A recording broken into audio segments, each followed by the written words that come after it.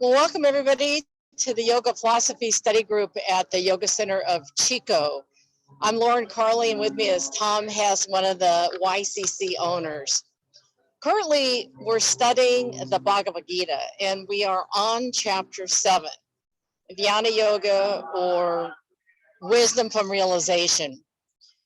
We use the Gita translation by Eknath Easwaran, but you can use any translation you like. Each session is recorded and can be found on the Yoga Center's YouTube channel. I'll be back with a couple of suggested study points. Now here's Tom Hess to go over chapter 7. Tom? Thank you, Lauren. It's always fun to do this little talk, and I appreciate it.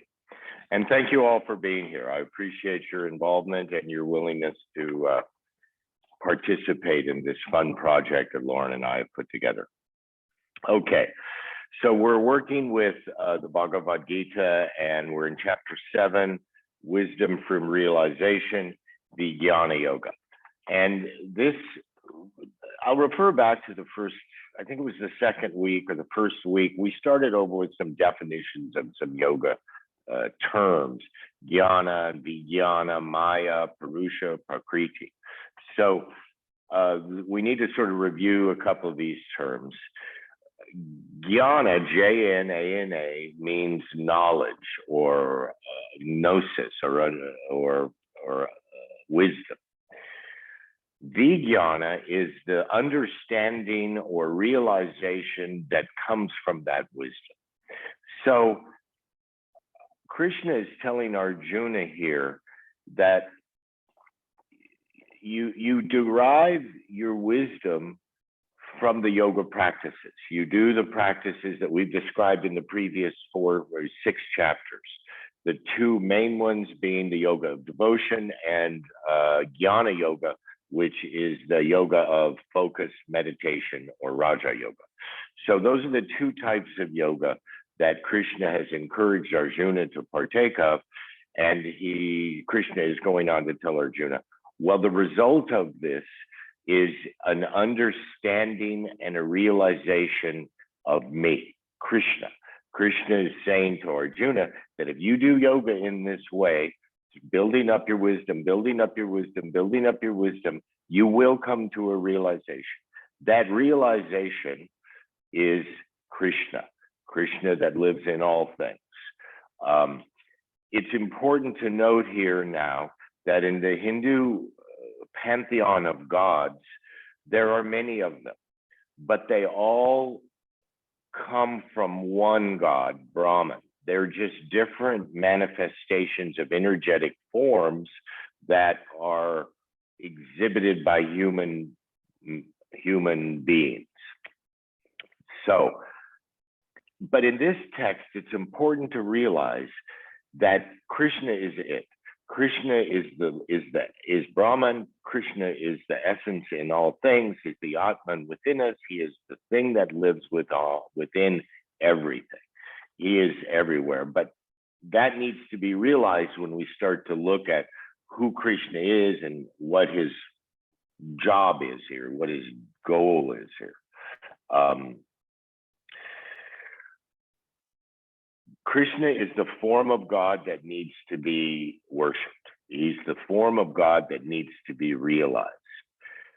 And the way that we realize Krishna is to differentiate between Purusha and Prakriti. Purusha, again, a couple of terms we looked at the first couple of weeks. Purusha and Prakriti. Prakriti is everything of nature, everything that lives and is and exists and is out here in the world, that is Prakriti, anything you can see. Purusha is, in essence, Krishna. Purusha is that universal essence that lives within all sentient beings. It's the commonality. It is an unmanifest element within all of us that is represented by Krishna, and it's called Purusha. And it's the thing that we seek.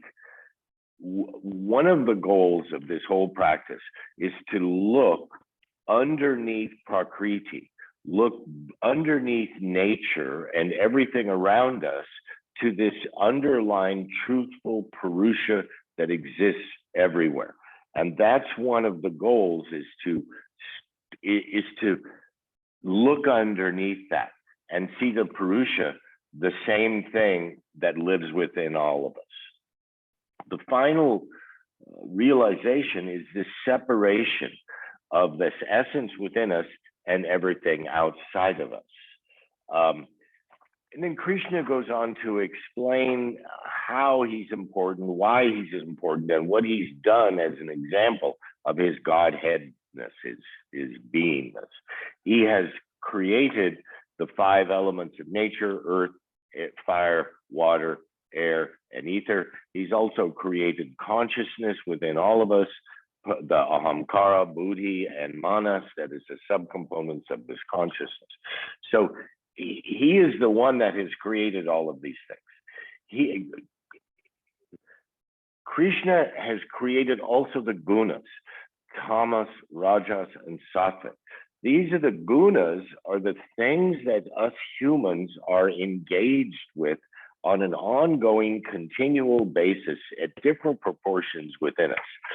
Tamas is the quality within us of lethargy. Rajas is the quality within us of activity, of moving forward. And sattvic is the quality of illumination or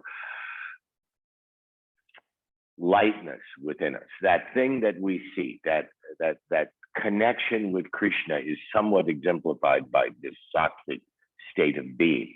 And our goal, because those gunas are part of nature or prakriti, our goal is to look underneath the gunas, look underneath these tendencies we have as individuals to the true essence that lives within us. And Krishna is basically saying, I put those gunas out there. I created the gunas. I created the 5 elements. I created this world around you. And the reason that he created this world around you is basically Maya, or Lila. Lila means the playground of Krishna or the gods. Maya is the illusion that this prakriti, everything around us, is real. It's the reality is the things that we see out in the world, prakriti, are not really real. The thing that is real is the Purusha, the underlying essence that supports all of these things. And then Krishna goes on to tell Arjuna that he is the essence in all things that make those things good. He is the sapidity of water, the brightness of fire, the effort of the spiritual aspirant. Krishna is the best of all things. He's the thing that moves us. He is the thing that is a sense of excellence in us. When we go about something and we have this sense of precision or excellence or detail-orientedness, this is Krishna within us, showing his true wisdom through us. This excellence of action, this understanding that Krishna are these elements within all of us, is somewhat this realization of this vijnana. It's the moving of wisdom to realization. Once we realize the importance of Krishna, once we realize the importance of this path and Krishna's role in our lives in this path. Maya is this magical ability for gods to create form and illusion. Krishna is a good example of it. Krishna is both a warrior in this battle, but he's also a god. So Krishna is creating this illusion to the battlefield people, the warriors in the battle, that he is simply a warrior out there fighting the good fight with Arjuna and the Pandavas and the Kauravas. That's his illusion. That's the form that he's created for the world. But Krishna is also telling Arjuna from this other standpoint of the Godhead that he is this underlying essence that lives within all. So Maya is the illusion that the gods put out there that hide Purusha from us, that hide reality from us. And our job as spiritual aspirants is to overcome those gunas, or those mayas, the illusions that are in front of us, to see the underlying reality. This is very tough. Many people, most people can't do this. They can't look underneath or beyond the gunas, the essences, these essences of life that live around us, to see the true reality underneath.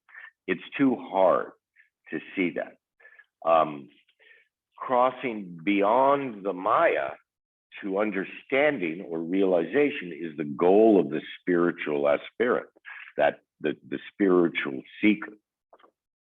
The bridge, as Krishna has displayed to us, has spoken to us in previous chapters, is the act of devotion. We have to devote ourselves to Krishna in one of two ways, as he explained about before, the path of yoga. The path of yoga is twofold: the yoga of devotion, of bhakti yoga, and the practice of jnana yoga, the meditative yoga. Each of those yogas will help us see underneath the illusion of Maya to the real essence, Purusha or Prakriti, that lives underneath that. But then, as Krishna always does, he classifies certain things. He says, there's some people who seek me for reasons not quite as pure as could be. And Krishna goes on to explain to Arjuna that the people who seek Krishna from a sense or a quality of wisdom, of really seeking to understand all of this, they're the people, they're the spiritual practitioners who are most likely to come into contact with Purusha, Purusha that is also Krishna, that lives within us. One of the benefits of being totally devoted to Krishna and really having a lot of faith in him, or it, or her, or however you want to state it, is that Krishna will then bestow his blessings on us. If we truly are devoted to Krishna, our true heartfelt desires, as long as they're of an ethical nature, will be granted to us. Then the last part of the chapter, he talks about attraction and aversion. We've talked about this a little bit before. We'll certainly talk about it a lot when we get into the Yoga Sutras of Patanjali. It's called Abhyasa and Vairagya, or attraction and aversion. No, that was wrong. Abhyasa is practice, and aversion. But it's this idea that the things we are attracted to in life, the things we are averted to in life, are part of that whole guna framework that prohibit us or limit us from seeing the underlying Purusha that lives underneath it all, Krishna. So those who worship Krishna are free from the delusions caused by these opposites, these aversions and the attractions. So to sort of sum it all up, chapter 7 is about the difference between understanding, knowledge, and true understanding. And Krishna goes to lengths to explain to us that the knowledge that we derive through the practice of yoga are means to come to a realization of him, or Purusha, that exists within all things. That Purusha or Krishna that exists within all things is simply moving beyond the gunas, moving beyond Prakriti, moving beyond the nature that lives around us. So this is Krishna's message to us. Don't be taken in by the illusion. The illusion is exemplified by that Prakriti that lives in all things around us.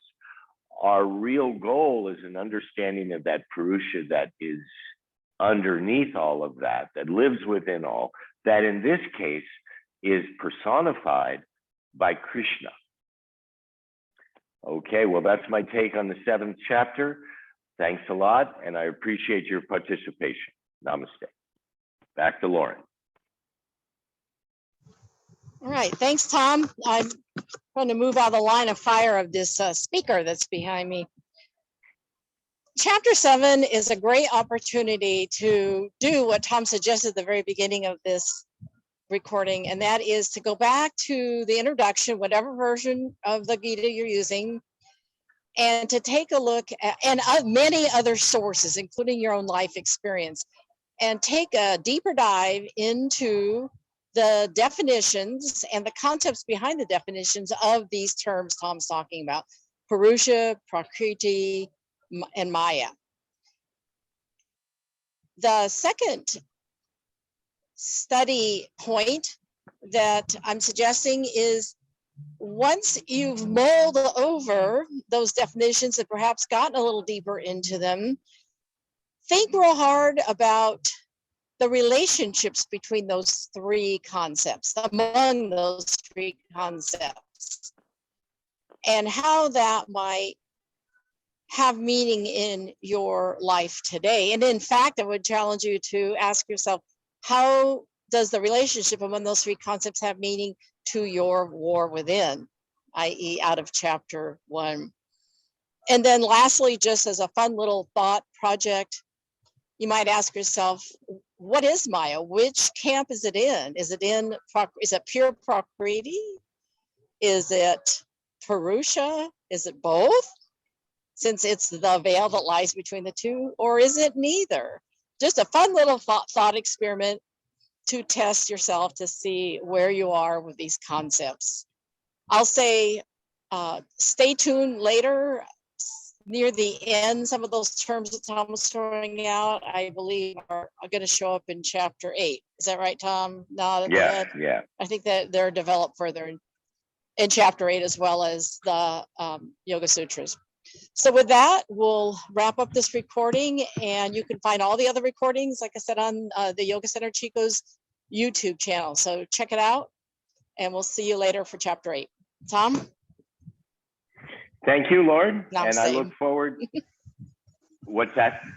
Okay. Thank I you, said Lauren. namaste. Oh, namaste. Okay. Thank you, Lauren. I look forward to continuing on. Okay. Thanks, everybody. See you soon. Bye-bye.